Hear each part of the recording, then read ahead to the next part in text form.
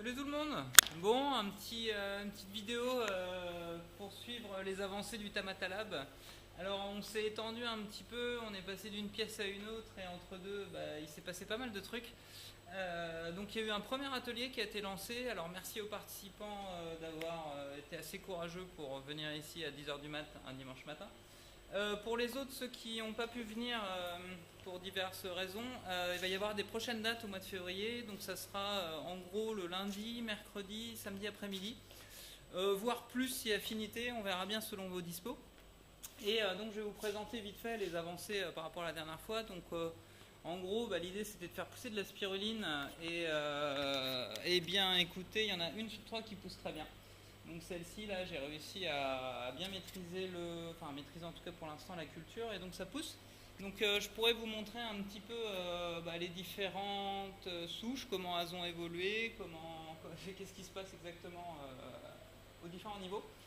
Je pourrais vous montrer aussi, vous présenter un peu le schéma fonctionnel et technique de cette petite architecture entre Raspberry, Arduino, les capteurs et puis surtout, ça y est, on a appris à compter avec la spiruline.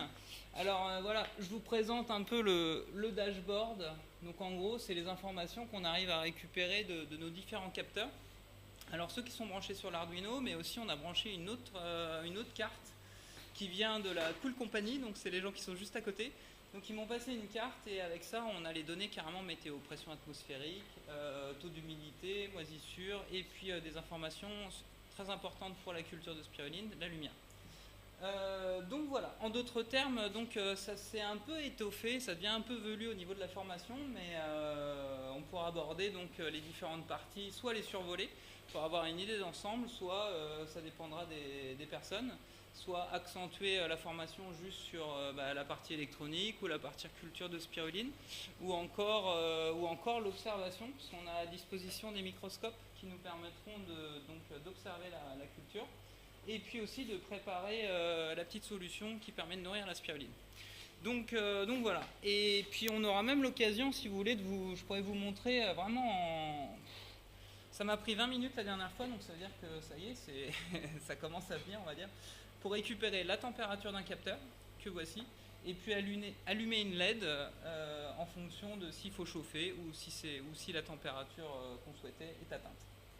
Donc voilà, j'espère que ça vous a plu, j'espère que ça vous donne envie de venir faire un petit tour à la paillasse. Pour info, rendez-vous les jeudis à partir de 19 h. Je serai présent et là pour discuter, rencontrer, parler un peu de l'initiative, du bateau, tout ça. Et puis sinon, vous aurez un petit lien en dessous avec pour s'inscrire aux ateliers. Alors les ateliers sont payants. Ils sont payants pour la bonne et simple raison que je ne paye pas ici pour ma résidence à la paillasse.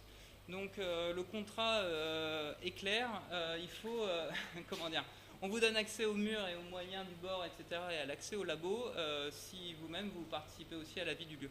Donc l'idée c'est en venant aux ateliers vous cotisez aussi au fait que les murs sont là pour nous accueillir et accueillir ce type de projet.